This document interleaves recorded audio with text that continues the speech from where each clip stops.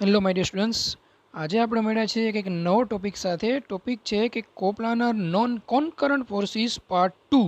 જી હા, એટલે કે લાસ્ટ આપણા વિડીયો લેક્ચરમાં આપણે આ ચેપ્ટર સ્ટાર્ટ કર્યું હતું, જેમાં થિયરી સેક્શન જોઈ ગયા, એક્ઝામ્પલ જોઈ ગયા, પણ હવે બીજો થિયરી સેક્શન ચાલુ થાય છે, એટલે હું મેન્શન કરું છું પાર્ટ 2. તો શરૂઆત કરીએ સમતલ્ય અસંગામી બળો થિયરી સેક્શન 2 એટલે કે પાર્ટ 2 થી. ઓકે, તો તમે જોઈ શકો છો પહેલો જ ક્વેશ્ચન છે આપણો કે ટાઈપ્સ ઓફ ધી બીમ એટલે કે બીમના પ્રકારો. બટ ચાલુ કરીએ બીમના પ્રકારો પહેલાં પણ ખબર હોવી જોઈએ કે બીમ એટલે શું.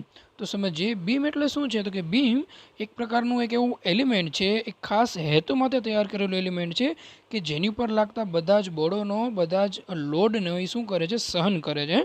કહી શકીએ કે beam is a special purpose structural element which resist all type of the forces as well as all type of the loads acting on them. એની ઉપર લાગતા બધા જ લોડને શું કરે છે, સહન કરવાનું કામ કરે છે. ઓકે, તો શરૂઆત કરીએ બીમના પ્રકારોથી. તો તમે જોઈ શકો છો પહેલો પ્રકાર લખ્યો છે સિમ્પલી સપોર્ટેડ બીમ એટલે કે મુક્ત રીતે ટેકવેલ બીમ. હવે આ બીમ જે છે સિમ્પલી સપોર્ટેડ બીમ, જેને બે છેડા ઉપર જે આધાર જે સપોર્ટ મૂકેલા હોય એકદમ સિમ્પલ રીતે હોય, એમાં કોઈ પ્રકારનું જોડાણ કરવા નથી આવતું કે ચાલો નટ બોલ્ટ લગાવી દે કે ખીલી મારી દે કે હથોડીથી ફિક્સ કરી દે, એવું કાંઈ નહીં. મજા આવે ત્યારે મૂકીએ છીએ, મજા આવે ત્યારે પાછું લઈ લઈએ છીએ. એ રીતે સાદી રીતે ટેકવેલા સપોર્ટ હોય તો એક એવું બીમ કહેવાય સિમ્પલી સપોર્ટેડ બીમ. ત્યારબાદ બાજુમાં તમે જોઈ શકો છો બીજો પ્રકાર છે કે ઓવરહેંગિંગ બીમ એટલે કે બહાર લટકતો બીમ. સિમ્પલી સપોર્ટેડ જેવું જ છે, પણ એના ત્રણ પેટા પ્રકાર છે, જેમાં પહેલું તમે જોઈ શકો છો કે ઓવરહેંગિંગ ઓન ધી રાઇટ સાઇડ. તો તમે જુઓ કે બીમની જમણી બાજુએ સપોર્ટ નથી, પણ થોડી અંદર સાઈડ છે, એટલે જમણી બાજુએ બીમ શું છે તો કે લટકે છે, એટલે એને શું કીધું કે જમણી બાજુએ લટકતો બીમ.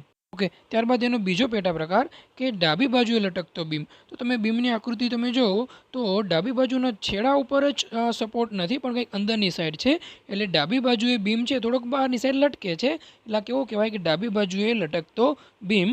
અને થર્ડ વન છે કે બીમના બંને છેડાએ સપોર્ટ નથી, પણ બંને બાજુ અંદરની સાઈડ છે, એટલે કે બંને બાજુ લટકતો બીમ. તો આ થશે ઓવરહેંગિંગ બીમ, જેના ત્રણ પેટા પ્રકાર લેફ્ટ સાઈડ, રાઈટ સાઈડ અને બંને સાઈડ. ત્યારબાદ આગળ વધીએ તો હજી ચાર પેટા પ્રકાર છે, જેમાં 3 નંબર ઉપર આવે છે એ છે કેન્ટિલીવર બીમ, જેને ગુજરાતીમાં કહેવાય બહુ ધારણ બીમ. જો ઉદાહરણ તમને આપું, બેસ્ટ ઉદાહરણ ઇઝીલી સમજાય એવું કે આપણા ઘરમાં ખીલી આપણે જોયેલી હોય, કોઈ વસ્તુ ટીંગાડવી હોય, દોરી બાંધવી હોય, ફોટો લીંગાડવો હોય, તો આપણે શું કરીએ, ખીલીનો યુઝ કરીએ. ખીલી છે એ શું હશે તો કે એક બાજુ ફિક્સ છે અને બીજો છેડો એનો ફ્રી છે. જે બાજુ ફિક્સ છે એ દિવાલમાં આપણે લગાવી શકીએ નહીં, પણ જે છેડો ફ્રી છે એની ઉપર ફોર્સ આપતા એ દિવાલમાં શું થઈ જાય છે, ફિક્સ થઈ જાય છે. તો એવું જ કંઈક છે કેન્ટિલીવર બીમનું, કે જેનો એક છેડો ફિક્સ હોય છે અને બીજો છેડો કેવો હોય છે, ફ્રી હોય છે. તે ઓળખાય છે કેન્ટિલીવર બીમ. નંબર 4 ઉપર આવીએ તો ફિક્સ્ડ બીમ, કે જે બીમના બંને છેડા ફિક્સ્ડ હોય, કોઈ પણ છેડો ફ્રી નથી, બંને છેડા ફિક્સ્ડ હોય, એ કહેવાશે ફિક્સ્ડ બીમ એટલે કે આબદ્ધ બીમ. 5 નંબર ઉપર વાત કરીએ તો છે કન્ટિન્યુઅસ બીમ. તો જે બીમમાં સપોર્ટ તરીકે બે કરતાં વધારે ટેકાઓ મળેલા હોય એ બધા જ બીમ છે કન્ટિન્યુઅસ બીમ તરીકે ઓળખવામાં આવે છે. પછી 3 હોય, 4 હોય, 5 હોય, બે કરતાં વધારે બધા જ બીમ કન્ટિન્યુઅસ બીમ તરીકે ઓળખાય છે. અને છઠ્ઠા નંબરનો જે બીમનો પ્રકાર છે એ છે પ્રોપ્ડ ટાઈપ કેન્ટિલીવર બીમ, છેડા ઉપર ટેકવેલ બાહુધારણ બીમ. કેન્ટિલીવર યાદ કરીએ તો શું હતું કે એક છેડો ફ્રી, બીજો છેડો ફિક્સ. તો આ જ પ્રકારના કેન્ટિલીવર બીમમાં ફ્રી છેડા ઉપર તમે કોઈ પ્રોપ પ્રકારનો સપોર્ટ મૂકી દો, ટેકો આપી દો, તો એ કેવું થઈ જશે, પ્રોપ્ડ કેન્ટિલીવર બીમ. તો આ હતા 6 પ્રકારના બીમ. યાદ રાખીએ કે બીમ એટલે શું તો કે ખાસ પ્રકારના હેતુ માટે તૈયાર કરેલો એક એવો એલિમેન્ટ, એવો ઘટક કે જે એની ઉપર લાગતા બળો અને એની ઉપર લાગતા લોડને શું કરે છે, સહન કરે છે. Special purpose structure element which resist all of the forces as well as loads acting on ધેમ, જેના 6 પ્રકાર આપણે જોઈ ગયા. ત્યારબાદ નેક્સ્ટ ટોપિક આવે છે કે ટાઈપ્સ ઓફ લોડ. તો બીમની વ્યાખ્યામાં આપણે વાત કરી કે લોડ સહન કરે. આવા લોડના પ્રકારો છે આપણે સમજવાના છે, જેના મેઇન 3 પ્રકાર છે, પોઈન્ટ લોડ, યુડીએલ અને યુવીએલ. તો શરૂઆત કરીએ સૌપ્રથમ પોઈન્ટ લોડ, જે ઓળખાય છે કોન્સન્ટ્રેટેડ લોડ અને ગુજરાતીમાં કહે તો બિંદુ ભાર. ઓકે, તો બીમ ઉપર ફોકસ કરો, આકૃતિ પર ફોકસ કરો. એક સિમ્પલી સપોર્ટેડ બીમ છે એ બી, જેના એ અને બી છેડા ઉપર એકદમ સિમ્પલ એવા સપોર્ટ મૂકેલા છે. તો આ બીમની ઉપરની બાજુએ બે લોડ લાગે છે W1 W2, જે પર્ટિક્યુલર કોઈ બીમના બિંદુ ઉપર લાગે છે એરો દ્વારા આપણે સમજી શકીએ, જોઈ શકીએ. એટલે આ રીતે લાગતા લોડને શું કહેવાય? બિંદુ ભાર, પોઈન્ટ લોડ, જેને W1 W2 થી દર્શાવી શકાય છે. અને એનો યુનિટ રહેશે ન્યૂટન અથવા તો કિલો ન્યૂટન. પ્લસ એની નિશાની શું રહેશે? તો કે એરોસ છે એની નિશાની રહેશે. તો આ થઈ ગયું પોઈન્ટ લોડ, કે જે બીમમાં કોઈ પર્ટિક્યુલર બિંદુ ઉપર લાગે છે, પર્ટિક્યુલર પોઈન્ટ ઉપર લાગે છે, એટલે એને કીધું આપણે પોઈન્ટ લોડ. વેરી નેક્સ્ટ આવે છે યુનિફોર્મલી ડિસ્ટ્રીબ્યુટેડ લોડ, જેને ટૂંકમાં UDL તરીકે પણ ઓળખાય છે. જો ગોખવાની જરૂર નથી, નામ સમજો. યુનિફોર્મલી એટલે એકસરખી રીતે, ડિસ્ટ્રીબ્યુટેડ એટલે વેચાયેલું, અને લોડ એટલે કે ભાર. તો સમવિતરિત ભાર કે સરખી રીતે વેચાયેલો ભાર. તો જુઓ શું લખ્યું છે કે બીમની લંબાઈ પર એકસરખી રીતે પથરાયેલા કે એકસરખી રીતે વેચાયેલા ભારને શું કહેવાય? સમવિતરિત ભાર એટલે કે UDL. બીમની જેટલી લંબાઈ હોય, મીટરમાં હોય, સેન્ટીમીટરમાં હોય, એમાં એકસરખી રીતે જેટલો લોડ લાગતો હોય એ કહેવાય UDL. જેનો એકમ શું રહેશે? તો સમજો કે કિલો ન્યૂટન પર મીટર અથવા ન્યૂટન પર મીટર. જેમ કે ઉદાહરણ સમજો, આપ્યું છે કે 25 કિલો ન્યૂટન પર મીટર. એનો મતલબ કે બીમ છે આપણી એ છે 1 મીટરની, અને 1 મીટરની લંબાઈમાં કેટલો વજન લાગે છે, કેટલો ભાર લાગે છે? તો કે 25 કિલો ન્યૂટન. સેમ વે બીજું ઉદાહરણ જોઈએ તો 100 ન્યૂટન પર મીટર. એનો મતલબ કે 1 મીટર લાંબી બીમમાં 100 ન્યૂટનનો ભાર લાગે છે. સાથે સાથે એનો સિમ્બોલ આપ્યો છે UDL. ઊંધા C પ્રકારની કન્ટિન્યુઅસ રિંગ જેવું મળે છે UDL, યુનિફોર્મલી ડિસ્ટ્રીબ્યુટેડ લોડ, કે બીમમાં એકસરખી રીતે લાગતો હોય, વેચાયેલો હોય, એ બધો લોડ છે શું કહેવાય? Uniformly distributed load. એવી જ રીતે લોડનો ત્રીજો પ્રકાર છે જે છે uniformly varying load. Uniformly varying load. જો પાછળ નામ એવા જ ગુણ, અહીંયા પણ યુનિફોર્મલી એકસરખી રીતે, વેરિંગ ચેન્જ થતું, બદલાતું, પરિવર્તન થતું, લોડ એટલે ભાર. તો શું કહે છે કે બીમની લંબાઈ પર એકસરખી રીતે વધતા જતા કે એકસરખી રીતે ઘટતા જતા ભારને યુનિફોર્મલી વેરિંગ લોડ તરીકે ઓળખવામાં આવે છે. જો નીચે બીમ જો A થી B સિમ્પલી સપોર્ટેડ, એ પાસે કોઈ પ્રકારનો લોડ નથી એટલે કે 0 છે, જ્યારે બી પાસે લોડ છે, મેક્સિમમ છે, એટલે કે W કિલો ન્યૂટન પર મીટર. તો A થી B વચ્ચે જે લોડમાં વધારો થાય છે એનો સમયગાળો પણ નક્કી છે. એટલે એક સરખા સમયમાં એકસરખી રીતે લોડમાં વધારો થતો હોય, અથવા એક સરખા સમય ઇન્ટરવલમાં એકસરખી રીતે લોડમાં ઘટાડો થતો હોય, તો એ કહેવાય યુનિફોર્મલી વેરિંગ લોડ, જેનો યુનિટ પણ રહેશે કિલો ન્યૂટન પર મીટર, એટલે 1 મીટર બીમની લંબાઈમાં થતો ફેરફાર. તો આ હતા ટાઈપ્સ ઓફ લોડ, જેમાં આપણે 3 પ્રકાર જોઈ ગયા: પોઈન્ટ લોડ, UDL અને UVL. હવે પછીનો આપણો ટોપિક છે એ સરસ મજાનો, અને એ છે સપોર્ટ. અત્યાર સુધી આપણે બીમની વ્યાખ્યા જોઈ કે બીમને સપોર્ટ ઉપર મૂકવામાં આવે છે, જેમાં પણ સિમ્પલી સપોર્ટેડ બીમ, એટલે કે જેમાં સપોર્ટ કેવા હતા? તો કે સિમ્પલ હતા. તો સપોર્ટ શું છે એ આપણે સમજવાના છે. તો સપોર્ટ એટલે થશે આધાર, કે જેની ઉપર બીમને રાખવામાં આવે છે એવા આધાર. જે આધારના 4 પ્રકાર છે. પેલું છે સિમ્પલી સપોર્ટ એટલે કે સિમ્પલ સપોર્ટ, પછી હિંજ સપોર્ટ, રોલર સપોર્ટ અને ફિક્સ સપોર્ટ.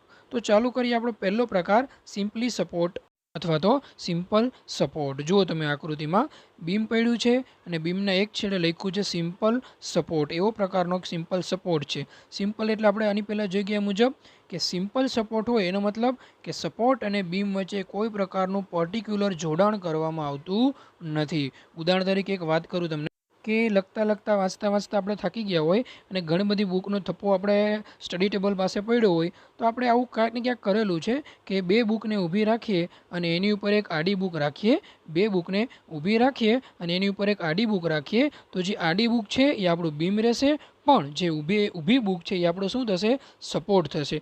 અહીં એ 3 બુકની મદદથી એ રચના તો થઈ જશે, જેમાં પણ બીમ અને સપોર્ટ વચ્ચે કોઈ ફિક્સ જોડાણ નથી. તમે મજા આવે ત્યારે તમે તમારું બીમ એટલે કે આડી બુક ઉપાડી શકો છો, અને મજા આવે ત્યારે તમે તમારી આડી બુક એટલે કે બીમને મૂકી શકો છો. તો કેવો આધાર થયો? તો કે કોઈ ફિક્સ આધાર નથી, કોઈ ફિક્સ જોડાણ નથી. આ પ્રકારનો જે સપોર્ટ છે એ સિમ્પલ સપોર્ટ તરીકે ઓળખવામાં આવે છે. અહીંયા સમજવા જેવું એ છે કે જ્યાં સિમ્પલ સપોર્ટ આવતો હોય, હવે સિમ્પલ સપોર્ટ હોય અને ઉપર બીમ હોય, બીમ ઉપર જો કોઈ લોડ આવશે તો એ લોડ પડશે બીમ ઉપર, અને બીમનો લોડ પડશે સપોર્ટ ઉપર. તો સપોર્ટ સામે શું કરશે? તો કે રિએક્શન આપશે, પ્રતિક્રિયા આપશે. તો યાદ રાખશું, સિમ્પલ સપોર્ટની પ્રતિક્રિયા ઓલવેઝ વર્ટિકલ જ હશે. કેવી હશે? Always vertical. કેમ કે ઉપરથી લોડ આવે છે તો નીચેની સાઈડથી શું થાય છે? પ્રતિક્રિયા જોવા મળે છે. Simple support. એવી જ રીતે બીજો સપોર્ટ છે આપણો, જેનું નામ છે હિંજ સપોર્ટ મિજાગરાવાળો આધાર. જો મોમેન્ટ યાદ હોય તો મોમેન્ટ લેવામાં આપણે વાત કરી ગયા હતા કે એક છેડે શું હોય, હિંજ પોર્શન હોય એટલે કે મિજાગરો રાખેલો હોય. તો અહીંયા પણ એવું છે કે આ પ્રકારના સપોર્ટમાં બીમનો એક છેડો છે મિજાગરા સાથે જોડેલો હોય છે. જુઓ તમે આકૃતિ કે આની પહેલાં જે આપણે સિમ્પલ સપોર્ટ હતા એમાં સપોર્ટ ઉપર હિંજ નહોતું ને અહીંયા ગોળ ટપકાની મદદથી હિંજ કરેલું છે. એટલે ગોળ ટપકું કર્યું હોય તો સમજી જવાનું કે કેવો આધાર છે, મિજાગરાવાળો આધાર છે, હિંજ આધાર છે. હવે આ હિંજ છે, મિજાગરો છે, તો એની મદદથી બીમ આગળ પાછળ તો નહીં ખસી શકે પણ રોટેટ થઈ શકશે.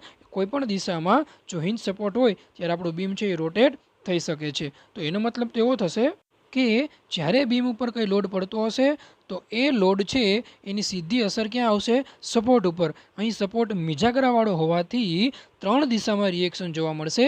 વર્ટિકલમાં પણ જોવા મળશે, હોરિઝોન્ટલમાં પણ જોવા મળશે, સાથે સાથે ઇન્ક્લાઇન એટલે કે ત્રાસી દિશામાં પણ પ્રતિક્રિયા આની જોવા મળશે. યાદ રાખશું કે હિંજ સપોર્ટમાં પ્રતિક્રિયા હોરિઝોન્ટલ, વર્ટિકલ અને ઇન્ક્લાઇન એટલે કે ત્રાસી દિશામાં પણ જોવા મળે છે.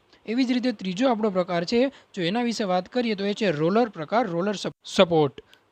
પહેલાં સિમ્પલ સપોર્ટ હતું, ત્યારબાદ મિજાગરો મૂકીને એટલે ગોલ ટપકું કર્યું એટલે હિંજ થઈ ગયું. હવે તમે આકૃતિમાં જોઈ શકો છો કે સપોર્ટની નીચે નાના નાના વ્હીલ એટલે કે રોલર ફિક્સ કરી દીધા છે.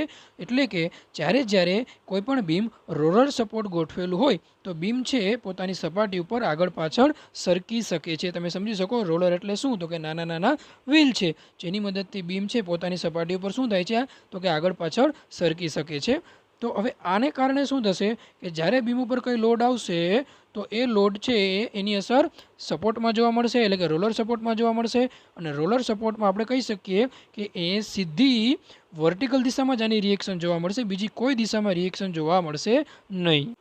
કેમ કે રોલર સપોર્ટ છે પોતાની દિશામાં આગળ ખસી શકે છે, રોટેટ થતું નથી, એટલે હોરિઝોન્ટલ કે ઇન્ક્લાઇન દિશાની વાત આવતી નથી. તો યાદ રાખીએ રોલર સપોર્ટમાં રિએક્શન પણ ખાલી વર્ટિકલ દિશામાં. અને લાસ્ટ સપોર્ટ છે આપણો જેનું નામ છે ફિક્સ સપોર્ટ. તો આ પ્રકારના ફિક્સ સપોર્ટ જે આબદ્ધ આધાર તરીકે પણ ઓળખાય છે, તો જેનું ફિક્સ્ડ. તો અહીંયા શું છે તો કે આ સપોર્ટ જે છે એને બીમની અંદર એટલે કે દિવાલમાં હોય કે કોઈ કોલમમાં હોય એમાં અંદર ફિક્સ કરી દેવામાં આવે છે, એટલે એને શું કીધું, ફિક્સ સપોર્ટ છે. એની મદદથી શું થશે તો કે બીમ આગળ પાછળ પણ ખસી શકશે નહીં કે કોઈ પણ દિશામાં ગોળ ગોળ એટલે કે રોટેટ પણ ફરી શકશે નહીં. જો સમજો કે ફિક્સ્ડ એટલે શું, તો કે ફિક્સ સપોર્ટ એવો સપોર્ટ છે કે જેને બીમની અંદર ફિક્સ કરી દેવામાં આવે છે. દિવાલ હોય કે કોઈ કોલમ હોય એની અંદર ફિક્સ કરી દેવામાં આવે છે, એટલે બીમનું મૂવમેન્ટ કોઈ પ્રકારે થઈ શકશે નહીં, એટલે કે આગળ પાછળ પણ નહીં ખસી શકે અને કોઈ દિશામાં ફરી પણ શકશે નહીં. આવી પરિસ્થિતિમાં જે રિએક્શન મળે છે આપણને ફિક્સ સપોર્ટમાં એ સેમ હોરિઝોન્ટલ પણ હશે, વર્ટિકલ પણ હશે અને ઇન્ક્લાઇન પણ હશે. સાથે સાથે ફિક્સ સપોર્ટમાં મોમેન્ટ પણ આપણે લગાવી શકીએ છીએ. તો આ થઈ ગયા આપણા 4 પ્રકારના સપોર્ટ.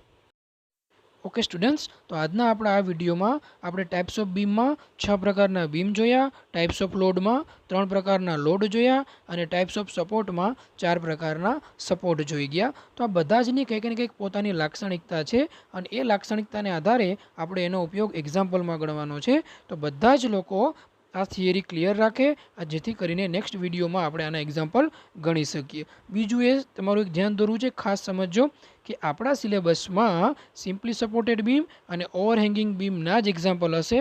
સાથે સાથે એની ઉપર લાગતા લોડમાં પોઈન્ટ લોડ અને યુનિફોર્મલી ડિસ્ટ્રીબ્યુટેડ લોડ એટલે કે યુડીએલ જ હશે. યુવીએલ લોડના એક્ઝામ્પલ આપણે કરવાના નથી.